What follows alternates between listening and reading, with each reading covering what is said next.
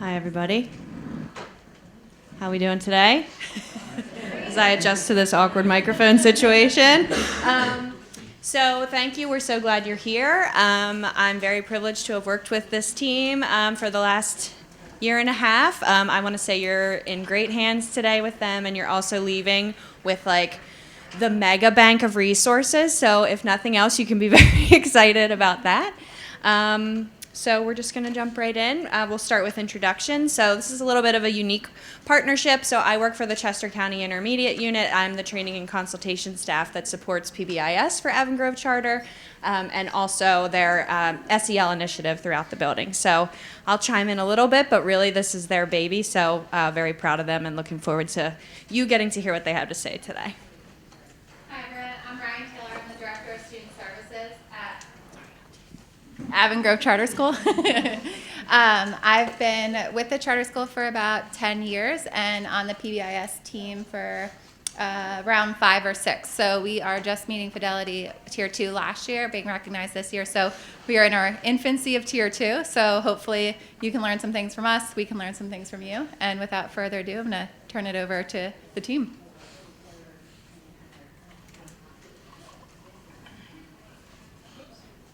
Hi, I'm Janine Gray.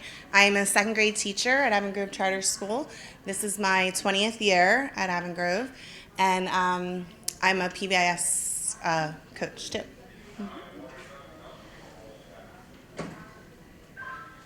Hi, my name's Alicia Patton. This is my 7th year at the charter school. I'm a second grade teacher, and I am also a PBIS coach as well, and this is my 6th year on the team. My name is Erin Kane. This is my 9th year at Avon Grove Charter School, and this is my 4th year as the K-3 emotional support teacher. My name is Maggie Johnson, and I have been with the charter school for 16 years. I've had various roles, but this one is by far my most favorite as the school counselor for kindergarten to 3rd grade.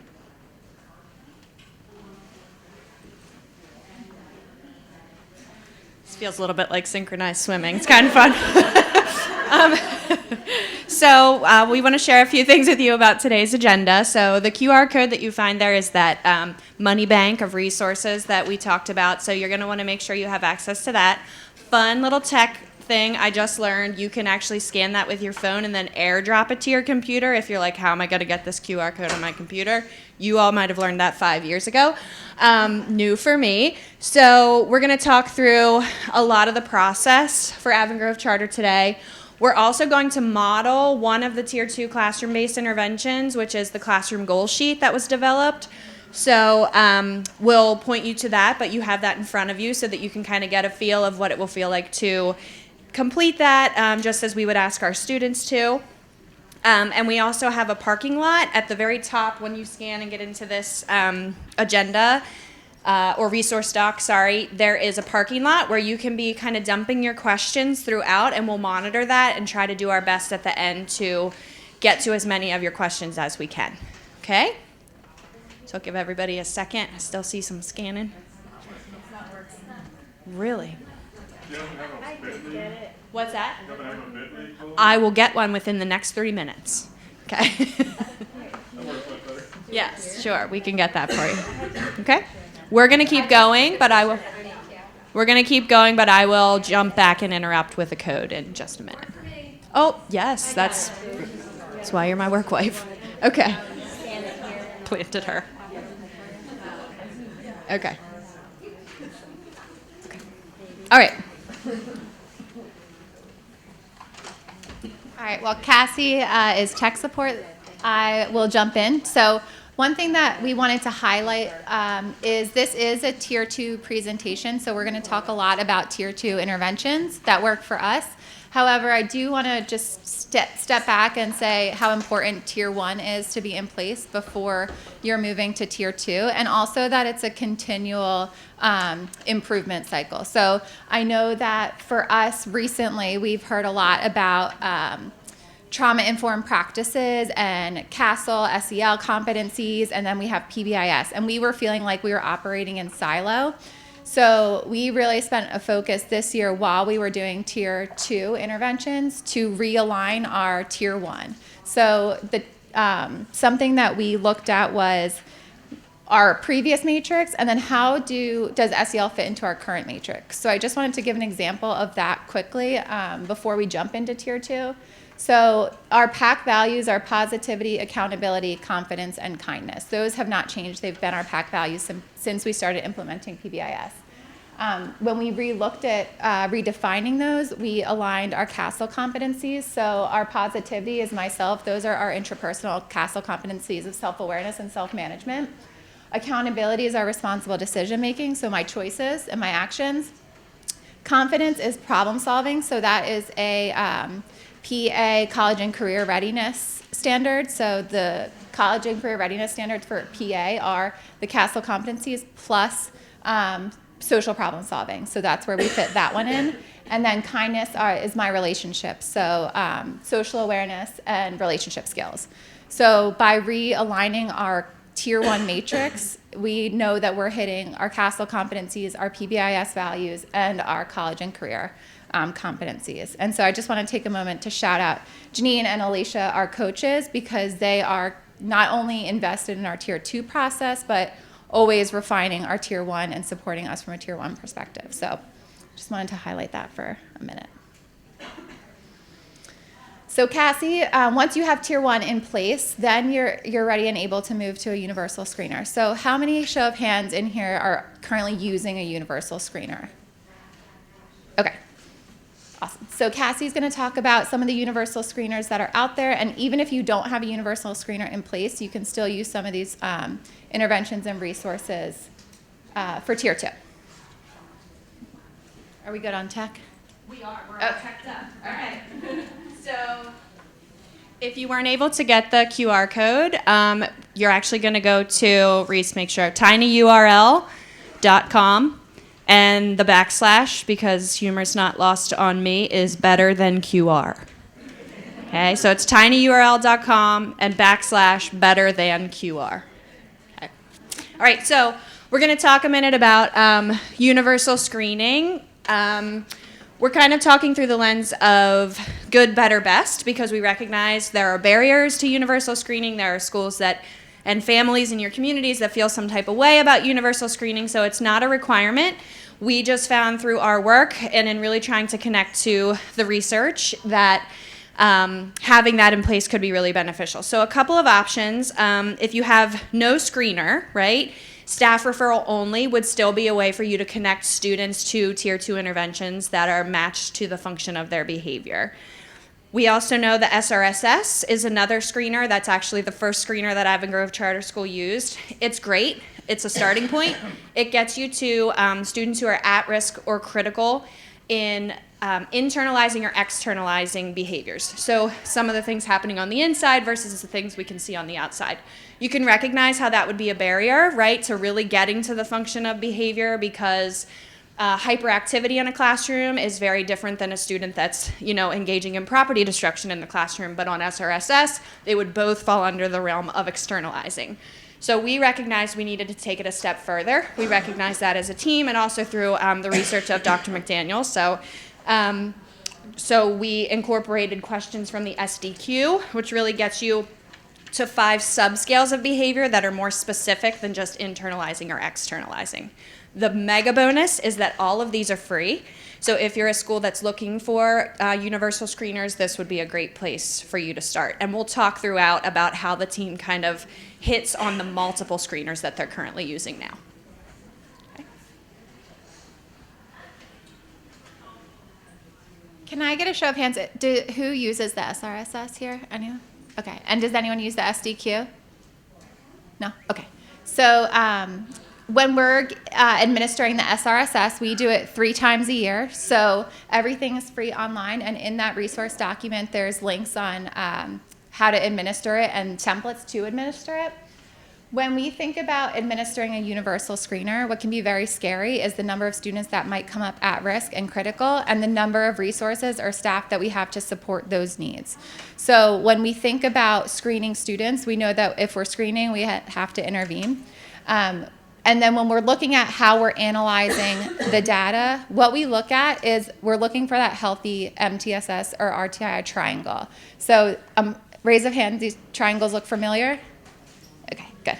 So we want 80% to be at tier 1. So when we do the screener, we look at everyone K to 12 and say, are we at over 80% tier 1? If we're not, then we go back to our PBIS and SEL tier 1 teams and say, we need to do something school-wide. So we're relooking at our curriculum, we're relooking at our office discipline referrals, we're looking at everything that we need to do to monitor and make sure that we're at fidelity to get that to tier 1, 80%.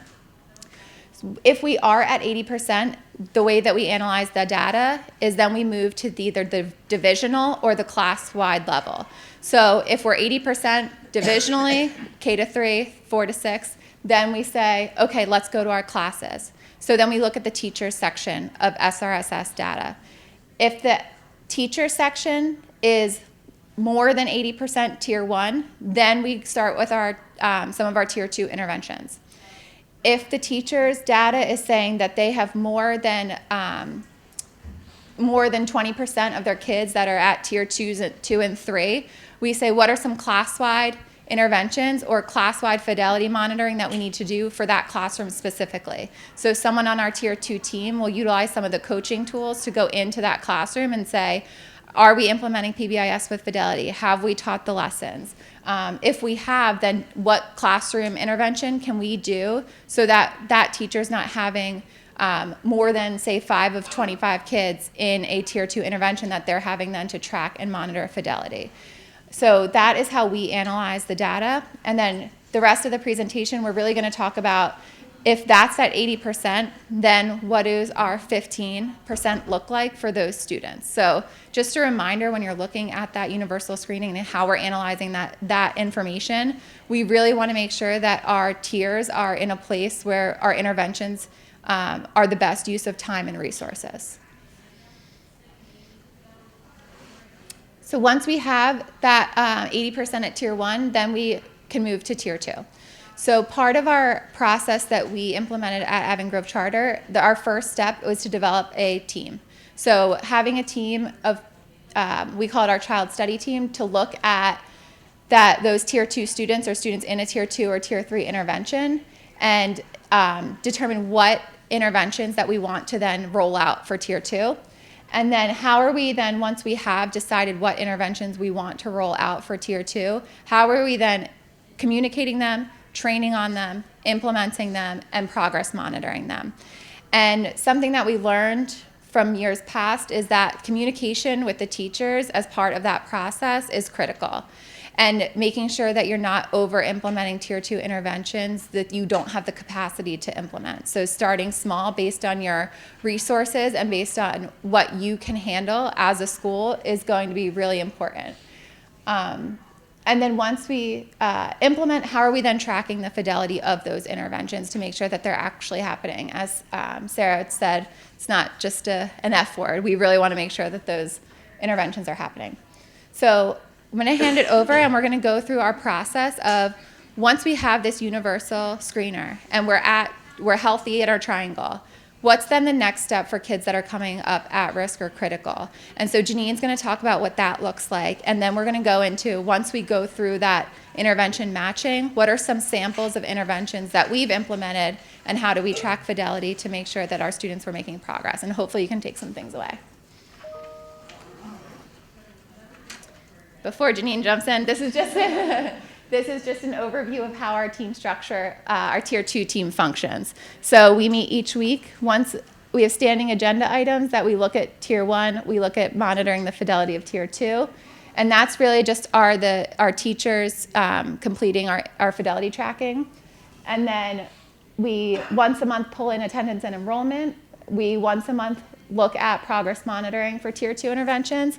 And that part is something that we added this year and has been a critical feature of the success of our tier 2 interventions, was having the teachers come in once a month to sit down and review the progress of those students that are in a tier 2 intervention.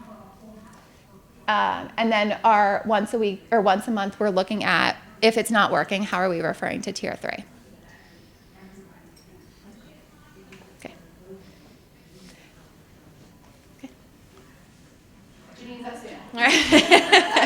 Stand by.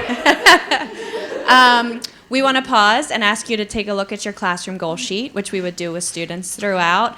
And usually we would set a goal with the student for that. We'll talk more about that. I'm not going to steal your thunder. But we'll hope that you can just create a goal for yourself related to the presentation. Bonus if you tie it to the PAC values, which we would require the students to do. So just take a minute to check in with how you've done so far with us in the presentation. So we know that again, these interventions are just for some students, so the team had to land on entrance criteria that would help to, as Ryan spoke to a little bit, make sure that we're looking at the students we need to look at, but not overburden our Tier 2 system. We also wanted to make sure we had multiple data points that were being used to connect students to these interventions. So they're looking at office discipline referrals. They are a Swiss using school, so they have set criteria for students. 3 or more major referrals in the last 2 weeks will be brought to the team table for CST. Ryan explained how they're looking at attendance. We also do several times a year that SRSS, universal screener, any students at risk or critical. Teachers can always put in a referral. There is a form for that so that teachers don't have to wait when they recognize that students need supports in between some of these other supports that might lend them. And there's also a student survey that's issued through Panorama. The school has a beautiful goal of 100% of students, when asked the question, do you have an adult you can count on at school, will say yes. So any student that says no to that question is automatically enrolled in a relationship building support intervention. Thank you. Okay?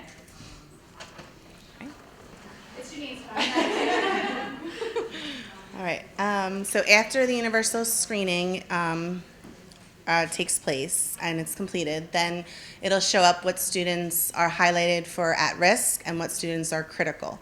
And then from that point, the teachers then fill out a intervention matching form. So if you go to the tiny URL. Okay. We're going to have a mic switch here. Oh. That way I can pull up the resources. Let's try this. And I'm going over there. Okay.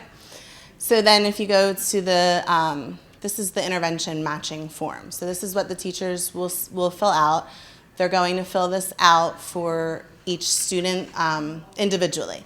And then it goes through a series of questions. The teacher will, from this, they'll be able to get the correct intervention for the child. It's research-based, and Cassie had spoken a little bit about that earlier. Yeah, so this is connected to actually Dr. McDaniel's work. So when she talks about intervention matching based on the function of the student's behavior, when teachers select certain responses to what they're seeing in their classrooms, it will only show them interventions that would be appropriate for that function. So, yes, sorry. Yeah. Thank you. So this will then give the teachers the intervention that's available and that they'll need to put into place. So from there, then through the CST team, we then will decide which intervention we'll progress with. So arose a bud and a thorn about this process. Did it go on? Oh yeah. So it targets the intervention that the student needs. It's targets the intervention, and I have actually had a lot of success with using these interventions. Last year, I had 9 students that came up as critical or at risk in my classroom, and by the end of the school year, I had 4. So after those interventions were put in place, I was able to see a lot of success. A thorn could be, it does take time to fill out the intervention matching form. And it depends on how many students you have, how long it'll take, but it is individually based. So you just need to put in the time for the students to get the proper intervention that they need. And the BUD could be that it provides the teachers with a lot of resources that you might not have had before. As a classroom teacher, there were a lot of interventions that I learned about just from having this process in place. So I was then able to implement it in my classroom successfully. So. It's okay. We're just going to keep passing that one.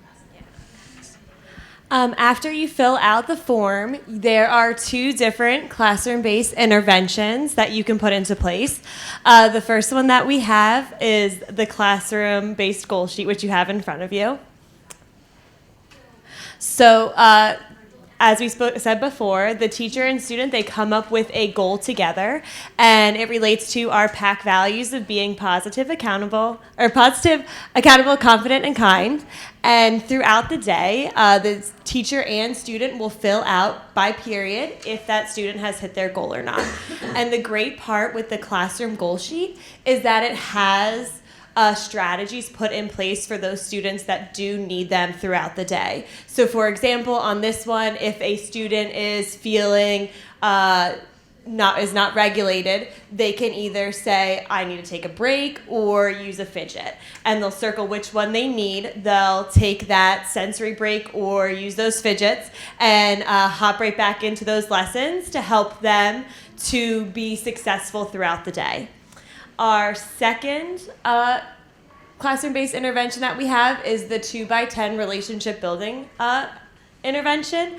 And you meet with the students 2 minutes a day for 10 days. And this is a great way to build those relationships, especially with newer students in the classroom. And this is a great place to start. If you are unsure of what intervention to put in place, by just building relationships with the students, you're able to get more information on them and able to really help them throughout this entire process.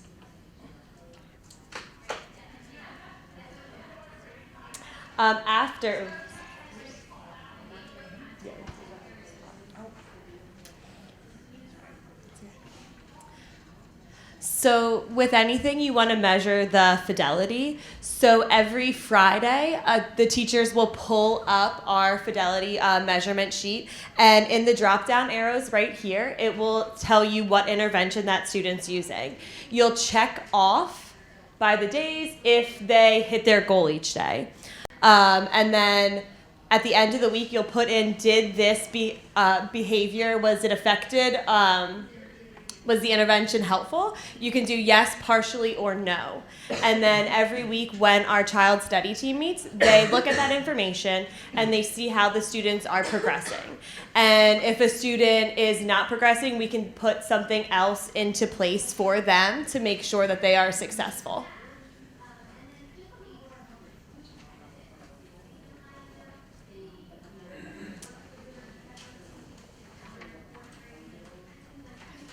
And then next up are my rose, my bud, and my thorn with this. So I've seen great success in these interventions. I've used both in my classrooms, especially last year I used the 2x10.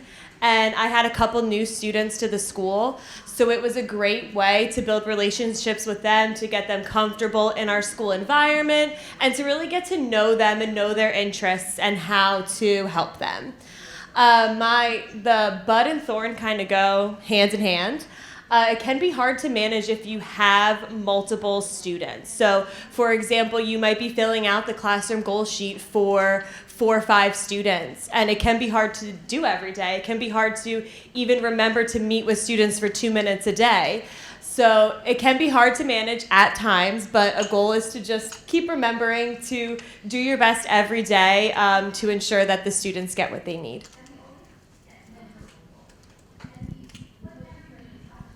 All right, I am excited to talk about check in, check out. Can I just see with like a show of hands how many people already use check in, check out? Okay, so a lot of you do. If anyone doesn't, we just also included a resource of a toolkit that you can check out some additional strategies if you haven't started implementing it yet and want to. We are gonna share a little bit about what it looks like for our school and what we've found success with. So I'm gonna review our daily goal sheet for each student, how we track progress, and then how we're reviewing that progress and making changes based on the data. So the first thing I want to share with you is our daily goal sheet for each student. Cassie's going to pull that up, but this is just our template. We make this look really different depending on what the student's specific goal is. But at the top, you'll see that we clearly define the goal for each student. And then we also define, it's a 0, 1, 2 point scale. So we clearly define what they need to earn 2 points for the block, what they need to earn 1 point for the block, and then what a 0 would be for that block. So here's just an example. We make it specific to the student. So for example, if a goal is safe hands and feet, we might include lunch and recess on their sheet. For a goal of task initiation, we might not include lunch and recess. So it's really specific to what the student's goal is, what they need. We make sure that we clearly define what a 0, 1, and 2 are, so anybody that's working with the student knows what they're doing, and then their point goal for that day. So each morning, the check and checkout coach or the teacher is able to grab their chart, meet with the student. It's a great conversation and opportunity to review changes during the day, maybe something in the day before that didn't go as well that we want to focus on today. Like yesterday, I know we earned a 0 during reading centers. What's our goal or our strategy for today? So that's our classroom goal sheet that we use for each day. We also then dump each day their point goal goes into our tracking sheet. So this is a big growth for us this year. This was something that we weren't doing last year, and in reflecting over the summer and changes that we wanted to make for this year, we are implementing. So each day, their points go in, so we get a daily percentage, and then we also get a weekly percentage so that we can track their trend lines, and then we're able to decide each month. Ryan was talking about each month we have the meeting with the teachers and our child study team. So then we're able to determine if we want to fade the support if we're making insufficient progress, or if we need to intensify whatever intervention they're receiving. We had, for example, in one of these meetings, we have one of our students that is looking for adult attention. So we talked about after each chunk of his day, once he earns 4 points, he's able to earn a brag tag. So he wears a brag tag, he gets to march around the school for 2 minutes with his timer and celebrate him meeting his kind of individual goal for earlier in the day. So it's a great conversation, and we've really loved using this forum this year to have meaningful conversations and decisions about how to better support students. And then my rosebud and thorn for check and check out. Definitely a rose would be, I love that it increases the positive interactions with students. A lot of times the conversation can be negative with these students who are struggling with specific behaviors.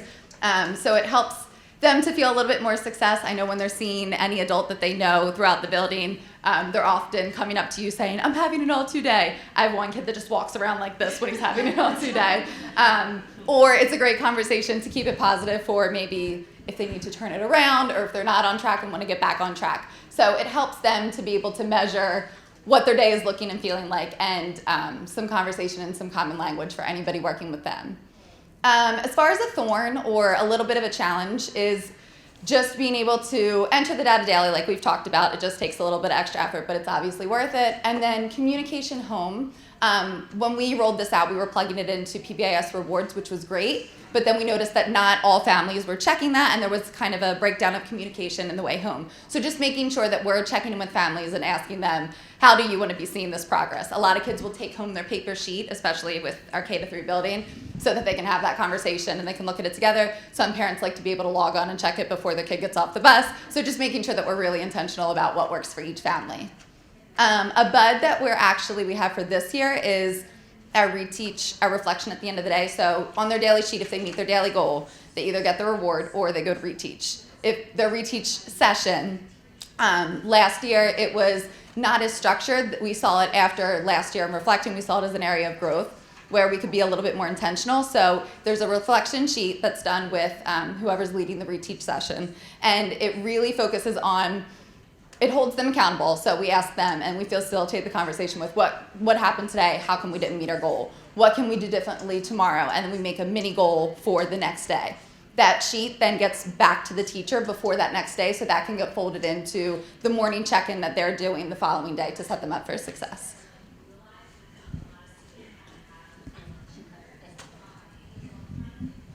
All right, and now we get to the final Tier 2 intervention, which is our counseling groups.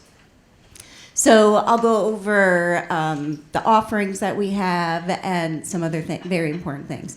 So last year, when we started, we looked at the needs of the students in the school based on teacher feedback, all of the other data we collect, including those universal screeners.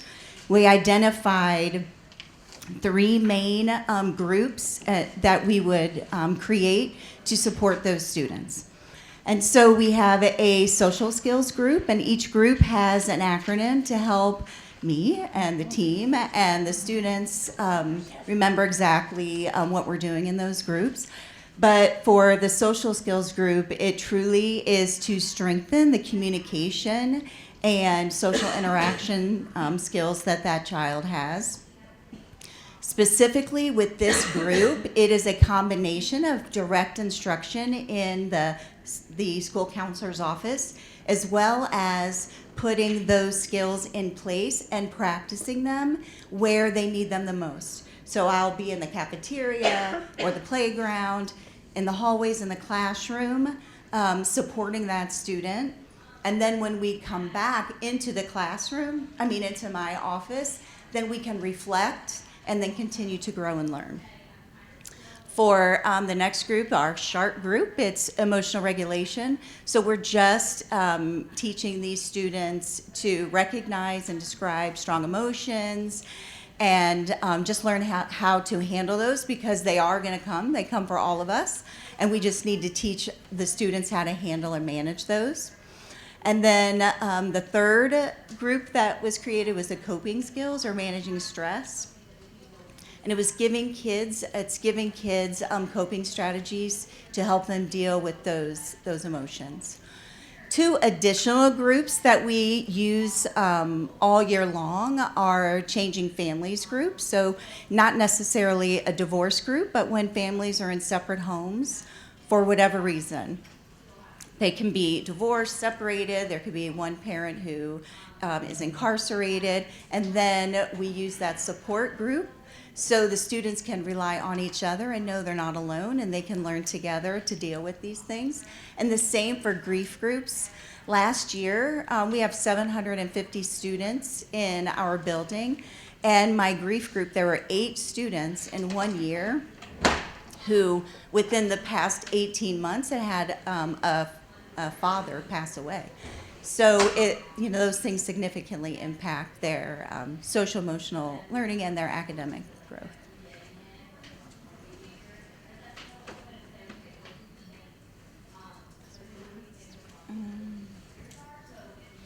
And then if you click on that link when you get the information, the additional offerings, we do use Be Good People.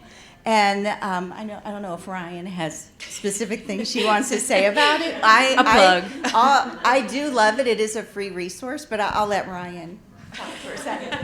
I am not being paid by Be Good People. The reason I love Be Good People is because it's a free resource. And when Sarah McDaniels was talking about social validity of interventions, we had a curriculum that was a research-based curriculum that we utilized in the past. And just hearing the name of it brings back traumatic memories, I think, for the whole team. Everyone's laughing, yes, I do remember that curriculum. It was not good. And I will not name it. So we found this curriculum that is online. It meets Tier 4 evidence for ESSA, so it's in the process of becoming research validated. And we love it because it's free, it's accessible. The kids love the lessons, the teachers love the lessons, and it also has intervention plans for groups that go along with the Tier 1 lessons. So that is all linked. So if you are looking for a resource, it's free, it's great, and that's all I'll say. And additionally, our counselors K-6 use this. So when I start working with them in kindergarten and we use Be Good People, all of the resources look the same. The images, the words that we're using. So when they're 5 with me, and then when they're in 6th grade, if they're still using it, or other kids, those words are the same. And so they're very familiar with that.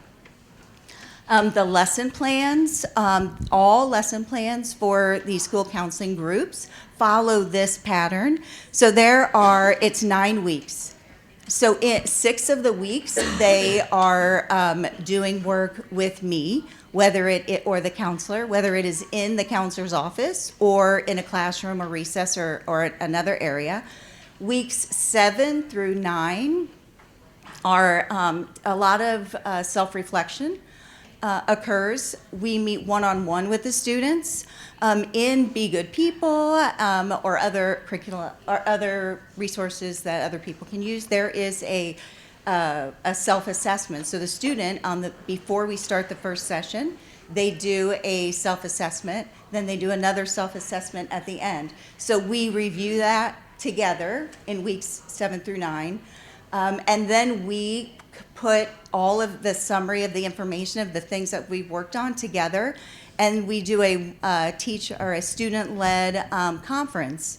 And then this prepares the student to be confident about what they've been learning, as well as gives the teacher all of that information, and then she has that conference paper that she can then use and give feedback to the parents as well. And then in these, I think that's. So I want to interject just for a second that if you're a school that's not sure where to start with counseling groups, this is where you start. If you have nothing else, if you have counselors that are saying, well, let's just grab this kid and pull something off Teacher Pay Teacher or off my bookshelf and read a story with them. I'm sure none of your schools are doing that, but just in case, this would be the place to start. It's really a valuable. Maggie and this team have done a lot of the work for you, so I would highly encourage you to take a look at this if you're not sure where to start. And then fidelity, there is that wonderful F word again. And so just like every other intervention, a small group counseling intervention also, we need to make sure that it's used with fidelity. And so this is a form that I use and the other counselor in our building uses. And we keep track of a variety of things on here. We keep track of their pre and post self-assessment. The students have such individual needs, even if the skill we're working on is the same. So there's a column for me to refer back to every single time I meet with a student about this specific issue that's happening in the classroom, or is it recess, or wherever it is, so I can always tie that in, because we could never remember off the top of our head every little thing, every goal. So there's so the focus on things to know, and then the just the attendance. We have used it to support many things. Recently, there was an evaluation that was occurring, and then the school psychologist needed information, and so she was able to utilize the data that is in the this fidelity tracking form to give her valuable information for the evaluation. Okay, so rose, bud, and thorn. So really the success and what I'm so excited about is just implementing this process, specifically Be Good People, and the structure of what we're doing, and it is good for the students, the staff, the teachers. So that's very exciting, getting them what they need. A thorn would be there's only so many lunch periods during a day. And so trying to figure out, now this year we've added a second counselor in the building, so this is not as much of a thorn as it was last year, but it is just making sure that we have enough time to meet the needs of the students. And then the bud is truly just continuing to explore new strategies and activities, as well as adding additional groups now that we have another counselor in the building. I just wanted to add to that rosebud thorn strategy that was modeled throughout this is also one that can be used during a 2x10 with a student. So if you've already built a relationship, you can then take that to the next level and help the student to practice those self-regulation strategies. So another way to kind of embed learning and goal setting with your students that the team showed you today. All right. So at this point, we want to open up for any questions that you might have for the team. They would be excited to answer those for you. I want to confirm, too, that everyone did get access to the resource document that we've been up here bragging about repeatedly. Okay? Okay, good. So any questions for the team? Sure, go ahead. Yeah, I just had a question about your, I thought it was interesting, your Tier 2 matching for your Tier 2 interventions. Sure. So you do by function of behavior, and that's all within that Google form. Now, do you have, is that the SS? Yeah, so I can show you. So basically, here's the process. So SRSS is completed by teachers. And then when they come into an in-service day, right, key thing is you have to give your staff time to do this. where they're not doing it on their own time, right? But they come into that meeting with the information of, okay, I've got this list of 5 kids that are at risk and critical on the SRSS, but I need to know more. Like, what does externalizing mean? What does internalizing mean? So when it walks them through these questions, this picture at the top will really show you. These are the, that's very small, so hopefully you can see it on yours as well. But these are the SRSS descriptors next to the SDQ scale descriptors. So like, for example, the questions that it asks you when you complete the SRSS, if you said yes to these, those are emotional symptoms. So we're only going to show you when you get down here, if your teachers are filling this out and they say, I need to fill this out for emotional symptoms, when they check these boxes, it's going to ask them, some very behavior-specific questions. We want them to think through, the WH questions of a behavior. And then it's only going to show them strategies, it's only going to show them interventions that would be appropriate for emotional symptoms. And those specific interventions matched to the behaviors of concern are pulled right from McDaniel's research. So that is also linked at the top here. For what interventions you would put in place based on behaviors of concern. I will say too, this team did not start with all of those that you saw listed in year 1.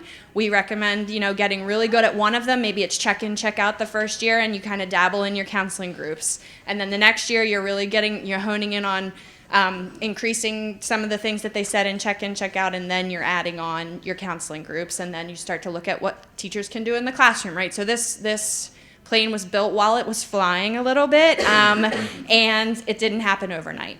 So start somewhere, get really good, and replicate. So did that answer your question? Just one follow-up. So Sure. You do a universal screener, and then for the individual kids that come up at risk, let's say 4 or 5, they'll fill this out for 4 or 5 students at the right time, and then that'll match them with the intervention that they would need. Exactly. So it's SRSS for everybody.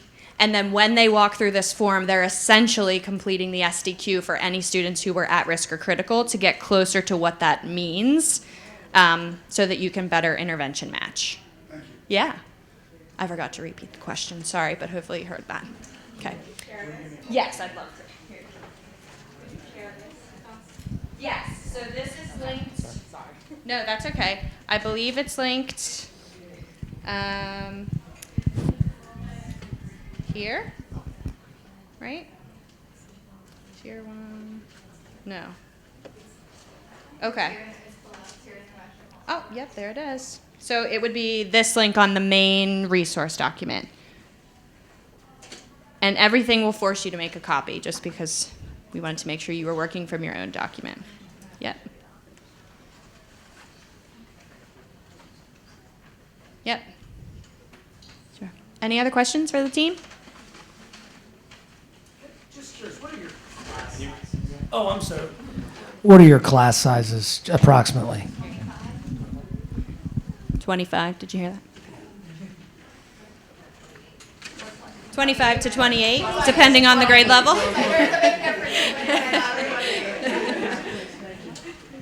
I have a couple questions. The first one is, do you ever have tier 2 interventions running at the same time? Because like if you did 2 by 10, like that's going to be done real quick. And like, how do you decide that? Yes, so we typically do. Well, for some students we do. So 2 by 10, we typically use 2 by 10 as our first step. Like if you're not sure what intervention to do, 2 by 10 is a great place to start. But then if after that 10 days, because we're then in the middle of an intervention cycle, we wouldn't benchmark again. If it's still not effective, we would see that in our tracking sheet that we monitor, or the teacher can submit a referral. The ones that we run concurrently pretty frequently would be our counseling groups and check in, check outs, because if check in, check out, we, after either the first intervention round, need to intensify or add that added layer of direct instruction, they would probably go into a counseling group. So those can run concurrently. We don't say you have to finish one before going in the other, but we try to be very intentional that they're not competing. And then my next question is very specific to the groups. You're doing a pre-test and a post-test to like gauge growth, obviously. So my question is very specific with younger grades. I find that they're not very self-reliant on being able to self-rate. Is there something else that you use to gauge? So that, Matt, I'll let Maggie speak to that because that's something that we ran into and adjusted for this year. Yeah, and you're yes, they are. They're 5 years old, and the scale is on 1, which is it's hard for me to do this most of the time, to 3, which I do it every day, all the time. Probably 80% of the kids give themselves a 3, and that is very important information to know because I need to know where they think they're at. So I know that the pre and post self-assessment, it isn't a test, it's a pre and post self-assessment of the student. And so that was part of our growth because we were trying to figure out, like, how am I going to figure out if what I'm doing or the counselor is doing in group is working. So at the end of the counseling session, I sent last year a post-group feedback form, and it had very specific questions on it about their behavior or whatever it was that I'm working on in group. How was it before group started? And questions like, were they excited to come to group every day? All of those questions. How was it before and how was it after? And did the teacher see an improvement or that specific skill being strengthened? How we're changing it for this current year, now that we've learned, because we continue to grow and learn as well. We're doing in addition to the students doing their own self-assessment, when the teachers are after that SRSS and they're looking for interventions, and they are going to do, and when their student is going to be giving a group, they'll do a pre-group worksheet. So I'll have all of that information. And then at the end, they'll do the same thing, and then I'll be able to measure how beneficial or what parts of my counseling sessions were beneficial. Did that answer your question? It does. It's just I get hung up on asking the teachers to keep doing more and more things.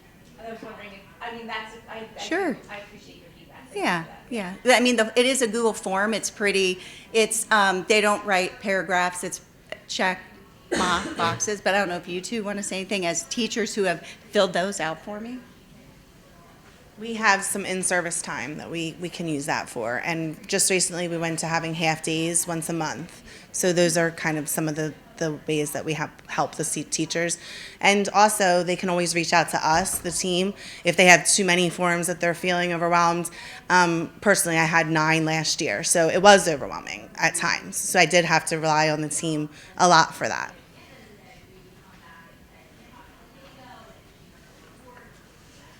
Any other questions?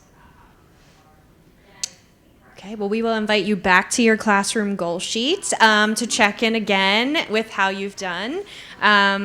We really appreciate your time today. We know you had many sessions to pick from, so hopefully you found this one to be very beneficial. Please reach out to us after the session if you have any additional burning questions or you can't get the form to work or whatever it is.